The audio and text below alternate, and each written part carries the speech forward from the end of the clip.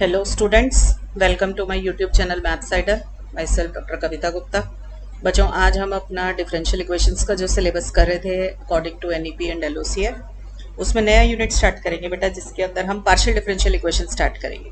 तो इसमें मैं आपको पहले चैप्टर नंबर 2 करा रही हूँ। तो ये आपका टिन मिंट लोकनाथ देवनाथ की बुक से है। इसका सेक्शन 2.2 स्टार्ट करेंगे, जिसमें इंट्रोडक्शन आएगा पार्शियल का। Let us start. देखो बेटा, अब आप ऑर्डिनरी डिफरेंशियल इक्वेशन पढ़ चुके हैं, ठीक है ना। तो अब हम कर रहे हैं पार्शियल डिफरेंशियल इक्वेशन। तो पहले तो हमें ये पता होना चाहिए कि पार्शियल डिफरेंशियल इक्वेशन और ऑर्डिनरी डिफरेंशियल इक्वेशन में क्या डिफरेंस है। So let us start with that. देखो बेटा, जब तक हमारे क्वेश्चंस ओडीई यानी कि ऑर्डिनरी डिफरेंशियल इक्वेशन के चल रहे थे, तो हमारे पास टर्म्स आ रही थी dy by d x, d square y by d x square, d cube x y by d x cube, इस टाइप की टर्म्स आ रही थी। इसमें y क्या था, डिपेंडेंट वेरिएबल, और x क्या था, इंडिपेंडेंट वेरिएबल। ठीक है, तो हम कहते थे कि ODE is a relationship between dependent independent variables and their derivatives. Right, now come to PDE। अब वर्ड आ गया पार्शियल, तो क्या चेंज आ जाएगा। अब आपके पास कम से कम 2 इंडिपेंडेंट वेरिएबल होने बहुत ज़रूरी हैं। ठीक है, 2 इंडिपेंडेंट और 1 डिपेंडेंट, ये मिनिमम रिक्वायरमेंट हो गई अब आपकी। ठीक है, कि अब आपको कम से कम 2 इंडिपेंडेंट वेरिएबल और 1 डिपेंडेंट वेरिएबल चाहिए। और क्योंकि डिफरेंशियल इक्वेशन बनानी है तो इनके डेरिवेटिव्स भी चाहिए। तो अब डेरिवेटिव किसका किसके रिस्पेक्ट में निकल सकता है, हमेशा डिपेंडेंट का इंडिपेंडेंट के रिस्पेक्ट में निकलता है।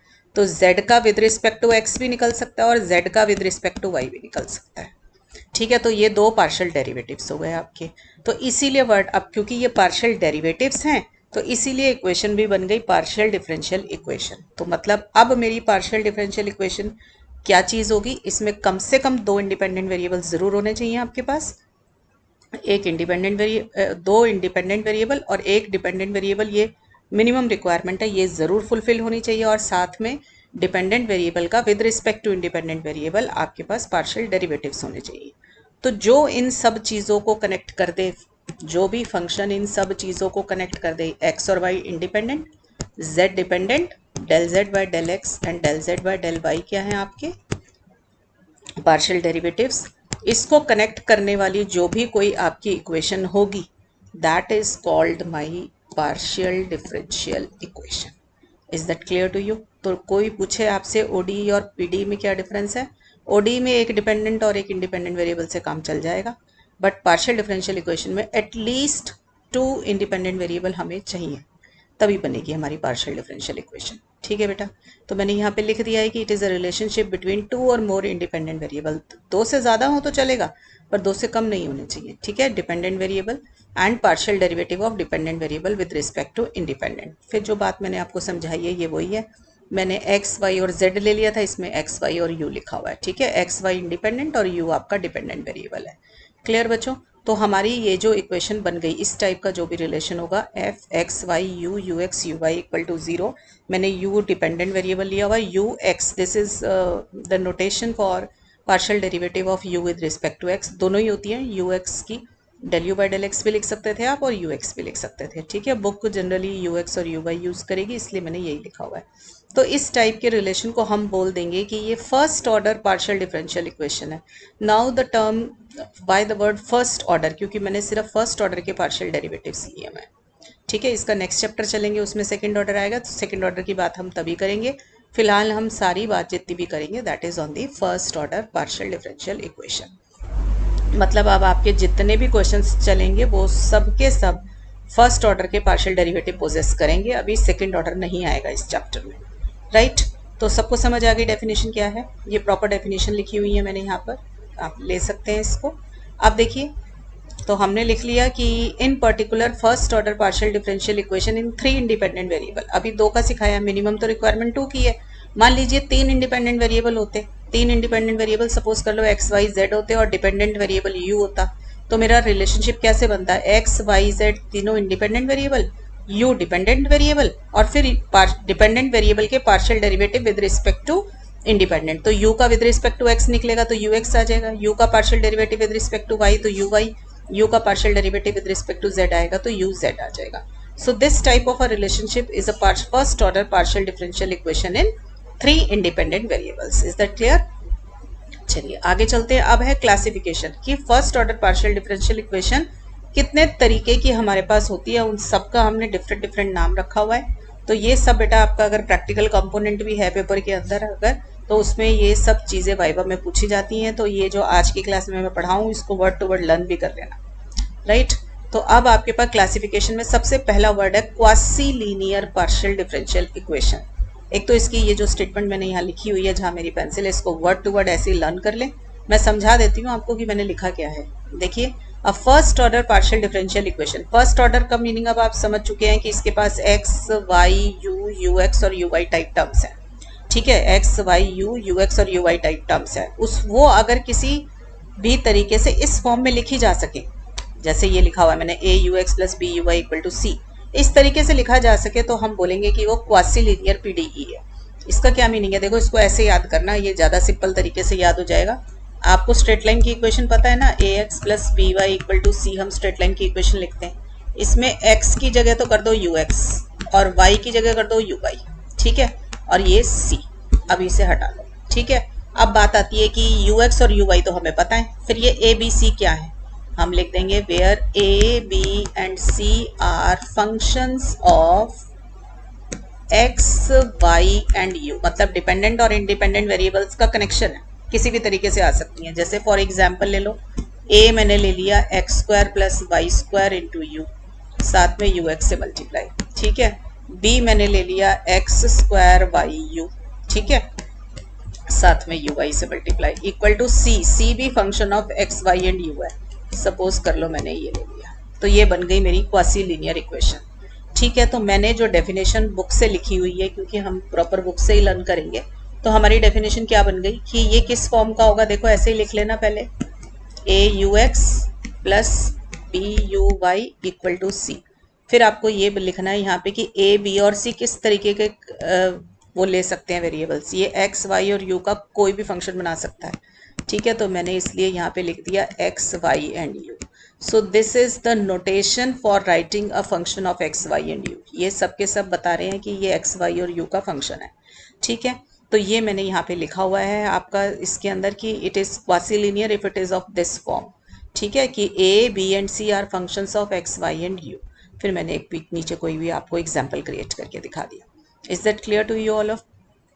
अच्छा, दूसरी बात ये कि आप अगर ऐसे नहीं लिखना चाहते हो, ये अच्छा नहीं लग रहा लिखने में, तो आप इसको लिख देना कि first order partial differential equation is quasi linear if it is of the form a, ऐसे ही लिख देना, if it is of the form a u x plus b u y equal to c where a b c are functions of x y and you.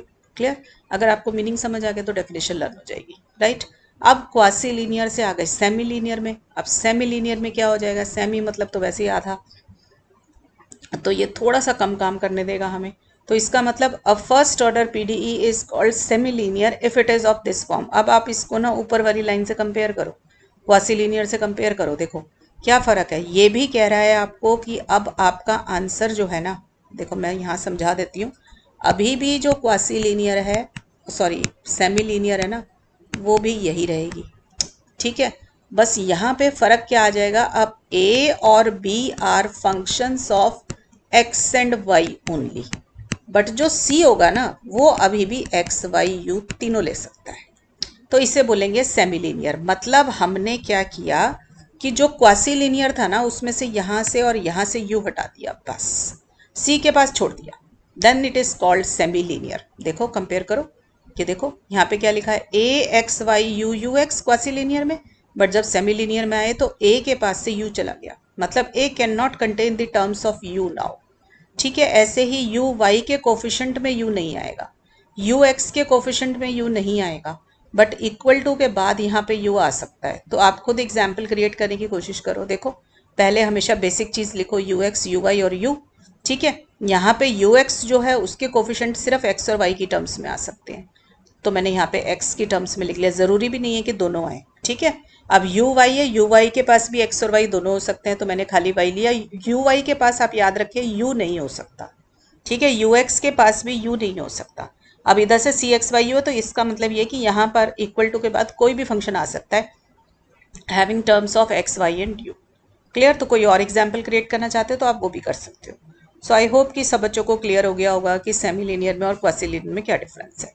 चलिए अब आ जाइए first order linear, मतलब ऊपर semi linear था, अब linear पे आ गए। First order तो हम पढ़ ही रहे हैं। तो लीनियर पार्शियल डिफरेंशियल इक्वेशन क्या होती है? अब ये देखो, ये क्या करेगा, ये कहेगा ux uy और u तीनों के कोफिशिएंट में सिर्फ x और y हो सकते हैं, इनके पास जो है वो नहीं आ सकता, u नहीं आ सकता। ठीक है, मतलब अभी तक तो हमने राइट साइड पे ये कर दिया था ना, सेमी लीनियर में हमने राइट साइड पे लिख दिया था कि एक्स वाई यू सब आ सकता है, बट अब हमने लिख दिया कि नहीं, सिर्फ एक्स और वाई के ही कोफिशिएंट वो आ सकती हैं, टर्म्स आ सकती हैं, यू नहीं आएगा। ठीक है, तो मतलब अब इसे लीनियर को आप कैसे याद रखेंगे कि लीनियर में यू एक्स लिखा, यू वाई लिखा, u लिखा इक्वल टू राइट साइड लिखी, ux के कोफिशिएंट भी सिर्फ एक्स वाई फॉर्म के होंगे, इसका कोफिशिएंट भी एक्स वाई फॉर्म का होगा, और इसका कोफिशिएंट भी आपका u का भी एक्स वाई फॉर्म का होगा, और राइट साइड पे भी अगर कोई टर्म आएगी तो वो भी सिर्फ एक्स वाई फॉर्म की ही हो सकती है, x और y ले सकती है, u नहीं आएगा। तो कोई भी एक एग्जांपल देखो, जैसे ux का कोफिशिएंट सपोज कर लो मैंने x प्लस वाई बना दिया। ठीक है, uy का कोफिशिएंट में भी x और y देखने हैं, मैंने सपोज x ही रख लिया। u के कोफिशिएंट में भी सिर्फ x और y ही आ सकते हैं, तो मैंने सपोज ये लिख लिया, और यहाँ पर भी आपका सपोज कर लो मैंने राइट साइड पे एक्स वाई प्लस 1 लिख लिया। क्लियर हो गई सबको, बात समझ आ गई है? तो इस तरीके की जो इक्वेशन होगी आपकी, that is called my first order linear PDE. तो लीनियर में आपने याद रखना है कि सबके कोफिशिएंट्स जो होंगे यू एक्स यू वाई और u, सबका कोफिशिएंट जो होगा सिर्फ एक्स वाई फॉर्म का ही होगा। ठीक, अब आ जाइए नेक्स्ट है हमारे पास। अच्छा, लीनियर जो होती है ना, ये खुद भी दो तरीके की होती है। मान लीजिए right side d x y क्या था, राइट साइड, अगर राइट साइड मेरी जीरो आ जाए तो मेरी इक्वेशन ये बन जाएगी a u x plus b u y plus c u equal to zero. ठीक है, ये इक्वेशन बन जाएगी, तो इसे हम बोलते हैं homogeneous first order linear partial differential equation. मतलब फर्स्ट ऑर्डर लीनियर तो ये थी अपने पास, और ये होमोजीनियस इसलिए हो गई क्योंकि इसकी राइट साइड जो थी ना, हमने वो बना दी, हमने राइट साइड जो थी वो जीरो बना दी, that's why it is called first order homogeneous linear partial differential equation. Next आ जाइए, अगर मेरा right side d x y जो है वो नॉन जीरो हो जाए, ठीक है, नॉन जीरो हो मतलब जैसे हमने कोई भी टर्म लिखी हुई है वहां पे, तो वो वाली इक्वेशन हमारी बनती है नॉन होमोजीनियस। तो मतलब आप इसको ऐसे याद रख लें कि ये मेरी जो लीनियर की डेफिनेशन थी, इसमें अगर डी एक्स वाई जीरो हो गया तो होमोजीनियस, अगर डी एक्स वाई जीरो नहीं है तो ये नॉन होमोजीनियस है। Is that clear? ठीक है, तो ये मेरी तीनों बहुत इंपॉर्टेंट डेफिनेशंस आ गई हैं। ये मैंने लिख दिया है आपका कि लीनियर के पास सबसे कम वेरिएबल होंगे। ठीक है, सेमी लीनियर जो आएगा वो उसका सुपरसेट आ जाएगा, और उससे ऊपर क्वासी लीनियर, क्योंकि क्वासी लीनियर के पास जो है एक्स वाई यू तीनों चीज़ें हैं। ठीक है ना, तो ये इस तरीके का रिलेशनशिप फॉलो करेंगे। फिर आ गए आप non linear partial differential equation पे। नॉन लीनियर में आपके पास क्या होता है कि कोई भी पार्शियल डिफरेंशियल इक्वेशन जो लीनियर ना हो तो वो नॉन लीनियर है। ठीक है, तो non linear partial differential equation भी सब बच्चों को समझ आ गई आपको कि जो चीज़ लीनियर नहीं रहेगी वो नॉन लीनियर हो जाएगी। ठीक है, कोई भी एग्जाम्पल ले सकते हो आप, इसमें यू एक्स स्क्वायर कर दो, जैसे यू एक्स स्क्वायर बन जाएगा आपके पास जो है, ये लो u y square equal to u, ये ले लो। ठीक है, मतलब जैसे ही यू एक्स स्क्वायर लग गया, पार्शियल डेरिवेटिव की डिग्री बढ़ गई। ठीक है ना, डिग्री बढ़ते के साथ वो लीनियर खत्म हो जाएगा, क्योंकि लीनियर का मतलब डिग्री 1 होनी चाहिए, तो वो लीनियर नहीं रहेगा आपका, तो वो नॉन लीनियर बन जाएगा। Is that clear? अब देखते हैं कि ये तो थी हमारी कि कितने तरीके की डिफरेंशियल इक्वेशंस हमारे पास होती हैं। अब हम सीखने जा रहे हैं कि कितने तरीके के हमारे पास सॉल्यूशंस होते हैं। तो सॉल्यूशंस देखने हैं हमारे को, तो हमारे पास किस तरीके के होंगे? कंप्लीट इंटेग्रल होता है, singular integral, general integral, particular integral. अब ये वर्ड इंटीग्रल जहाँ पे भी लिखा हुआ है तो इसका मतलब होता है सॉल्यूशन। ठीक है, क्यों इसको इंटेग्रल को सॉल्यूशन बोलते हैं? क्योंकि आपको पता है ना कि जो डिफरेंशियल इक्वेशन है हम उसको इंटीग्रेट करते हैं तो उससे जो सॉल्यूशन मिलता है वही तो हमारा सॉल्यूशन सरफेस होता है। तो इसीलिए इंटीग्रेट करने से मिल रही है, तो इसीलिए वर्ड आ जाता है इंटीग्रल। ठीक है, तो कंप्लीट इंटेग्रल जो होगा that is one type of other solution. तो अब कंप्लीट इंटेग्रल क्या होता है? आप क्या करें, जो भी पार्शियल डिफरेंशियल इक्वेशन आपके पास है उसमें ये देख लें कि कितने आपके पास इंडिपेंडेंट वेरिएबल हैं। जितने इंडिपेंडेंट वेरिएबल होंगे ना आपके फाइनल सॉल्यूशन में, उतने ही आर्बिट्ररी कांस्टेंट्स आने चाहिए। ठीक है, तो वो सॉल्यूशन जो बनता है ना मतलब as many arbitrary constant as there are independent variable, मतलब जिस सॉल्यूशन में number of independent variable equal to number of arbitrary constants आ जाए वो सॉल्यूशन मेरा बन जाता है कंप्लीट इंटेग्रल। तो आप देखिए कि अगर मेरी पार्शियल डिफरेंशियल इक्वेशन है ये f x y u u x u y equal to zero, अभी सिखाया था आपको कि ये जनरल फॉर्म है, इसमें दो इंडिपेंडेंट वेरिएबल हैं एक्स और वाई, तो दो ही आपके पास वेरिएबल्स आने चाहिए। ठीक है, तो जो अब इसका सॉल्यूशन निकलेगा, तो सॉल्यूशन क्या होता है, जो डिपेंडेंट वेरिएबल है उसकी वैल्यू निकालना। तो हमारा जो सॉल्यूशन निकलेगा उसके अंदर से पार्शियल डेरिवेटिव्स चले जाते हैं और उसकी जगह पे कांस्टेंट्स आ जाएंगे। ठीक है, तो कितने कांस्टेंट आने चाहिए, जितने मेरे इंडिपेंडेंट वेरिएबल है। तो मेरे एक्स और वाई दो इंडिपेंडेंट वेरिएबल है, तो मेरे दो ही आपके पास ये आ जाने चाहिए, ए और बी कांस्टेंट आ गए, दो आर्बिट्ररी कांस्टेंट आ गए। तो इस तरीके का जो सॉल्यूशन आपको मिलेगा that is known as complete integral. Clear. आगे आ जाते हैं पर्टिकुलर इंटेग्रल। पर्टिकुलर मतलब पर्टिकुलर वैल्यू दे देना। आपने पूरा सॉल्यूशन निकाल लिया, ठीक है, उसके अंदर दो आर्बिट्ररी कांस्टेंट आ गए आपके ऊपर, जैसे आपने दिखाया ए और बी। अगर आपको कोई इनिशियल कंडीशन क्वेश्चन में दी हुई है तो वो आप इनिशियल कंडीशन का इस्तेमाल करेंगे तो आपकी ए और बी की भी वैल्यू निकल जाएगी। तो आपके फाइनल सॉल्यूशन के अंदर सिर्फ आपको डिपेंडेंट वेरिएबल इंडिपेंडेंट वेरिएबल दिखाई देंगे और कुछ नहीं दिखाई देगा। तो ऐसे सॉल्यूशन को बोला जाता है पर्टिकुलर सॉल्यूशन या फिर पर्टिकुलर इंटेग्रल्स। ठीक है, so if particular values are given to the arbitrary constant then the solution so formed is called particular integral. आप समझ लीजिए, मान लीजिए आपके पास जो सॉल्यूशन आया ना वो सर्कल आ गया, फैमिली ऑफ सर्कल्स आ गई। तो ये सी स्क्वायर है, सी आर्बिट्ररी कांस्टेंट है मान लीजिए, तो सी को आप जितनी मर्जी वैल्यूज देते जाएंगे आपको उतनी फैमिलीज मिलती चली जाएंगी। ठीक है, तो मैं अगर कोई इनिशियल कंडीशन इस्तेमाल करूं और उसमें मैं बोल दूं कि सी की वैल्यू 2 थी, तो मेरा ये आंसर निकल आएगा x square plus y square equal to 4। तो ये क्या बन जाएगा मेरा, ये मेरा बन जाएगा पर्टिकुलर, एक मिनट, डिपेंडेंट वेरिएबल भी होना चाहिए ना, तो ये मेरा अब बन जाएगा पर्टिकुलर सॉल्यूशन। ठीक है, तो यहाँ पे ये पर्टिकुलर सॉल्यूशन नहीं है क्योंकि इसके पास सी एक आर्बिट्ररी कांस्टेंट है, बट यहाँ पर आपके पास आर्बिट्ररी कांस्टेंट को वैल्यू दे दी आपने, तो ये आपका क्या बन जाएगा, सॉल्यूशन सरफेस जो बनेगा, this is by particular solution. ठीक है, तो पर्टिकुलर वैल्यू दे देने पे पर्टिकुलर इंटेग्रल बन जाता है। फिर आ जाता है सिंगुलर। देखो सिंगुलर, वैसे आपके सिलेबस में सिंगुलर इंटेग्रल है नहीं, पर डेफिनेशन तक आप समझ लीजिए, निकालना नहीं है आपकी कैसे निकालते हैं। So it is a relation between the variables involving no arbitrary constant. कई बार हमारा सॉल्यूशन ऐसे आ जाता है, जैसे एक्स एक्सिस आ गया, तो एक्स एक्सिस क्या होगा, x equal to y equal to zero only. ठीक है ना, या एक्स एक्सिस वाई एक्सिस, इस टाइप के सॉल्यूशन आ जाए जिसके अंदर कोई आर्बिट्ररी कांस्टेंट नहीं होता। ठीक है, तो ऐसा सॉल्यूशन जो होता है ना सिंगुलर इंटेग्रल होगा। तो अगर आपको ये ऑब्टेन करना है सिंगुलर इंटेग्रल, कंप्लीट इंटेग्रल से निकालना हो ना, तो उसमें क्या करते हैं, ये जो आर्बिट्ररी कांस्टेंट हमारे कंप्लीट सॉल्यूशन के अंदर थे ना ए और बी, इनको एलिमिनेट कर देते हैं।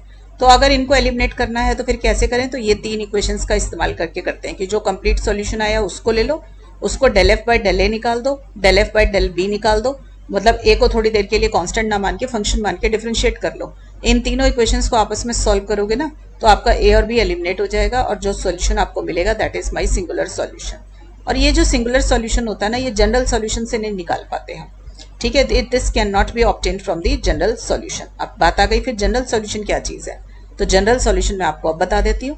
अभी आप इस चैप्टर को जब पढ़ेंगे ना तो जो क्वेश्चंस आप सॉल्व करेंगे ना उसमें जो स्टार्टिंग में सॉल्यूशंस निकलेंगे वो सबके सब जनरल सॉल्यूशन ही होंगे, यानी कि जनरल इंटेग्रल्स ही होंगे।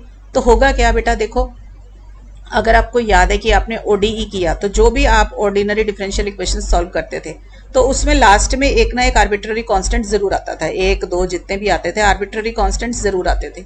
तो जब आप पार्शियल डिफरेंशियल इक्वेशन सॉल्व करते हैं ना तो उसमें आर्बिट्ररी कांस्टेंट ना आके ना उसमें आर्बिट्ररी फंक्शंस आ जाते हैं। ठीक है, तो वो जो आर्बिट्ररी फंक्शन है, सपोज कर लो फाई और साई आ गए, तो फाई है अब क्योंकि ये सॉल्यूशन है तो ये सॉल्यूशन है तो इसके पास क्या होगा, डिपेंडेंट वेरिएबल और इंडिपेंडेंट वेरिएबल के बीच का रिलेशनशिप होगा ये, जैसे u equal to x square plus y square आ जाए तो वो एक मैंने लिख दिया let phi be one of the solution. तो फाई हो गया एक्स वाई यू, मतलब it is any function containing the terms x y and u. ऐसे ही दूसरा आर्बिट्ररी फंक्शन आ जाएगा साई, वो भी आपका एक्स वाई और यू का फंक्शन होगा, another relationship between x y and u. तो आप इस फाई और साई को कनेक्ट कर देंगे किसी आर्बिट्ररी फंक्शन से, दैट इज माई एफ। तो f of phi psi equal to 0, ये मेरा बन जाएगा जनरल इंटेग्रल। ठीक है, ये आप थोड़ा सा क्वेश्चन सॉल्व करेंगे तो आपको बहुत आराम से क्लियर हो जाएगी टर्म कि जो दो सॉल्यूशंस आपको मिलते हैं उन दोनों को आप इकट्ठा कनेक्ट कर देंगे अगर किसी आर्बिट्ररी फंक्शन से, तो सपोज उस आर्बिट्ररी फंक्शन का नाम मैंने f रखा हुआ है, कोई बच्चा g रख देगा तो वो भी चलेगा, तो that solution is called my general integral. तो आप याद रख लें जनरल इंटेग्रल क्या चीज है, f of phi psi equal to 0, और फाई और साई क्या थे, any function of x y and u। ठीक है, तो इस तरीके के सॉल्यूशन को हम बोल देते हैं ये है मेरा general integral. Is that clear, सबको समझ आ गया आज का लेक्चर? तो ये आज का थ्योरेटिकल लेक्चर था, नेक्स्ट क्लास में थोड़े से क्वेश्चंस करेंगे और फिर आगे आगे इस चैप्टर को चलाते जाएंगे। ठीक है बच्चों, टिल देन पढ़ाई करते रहें, ऑल द बेस्ट।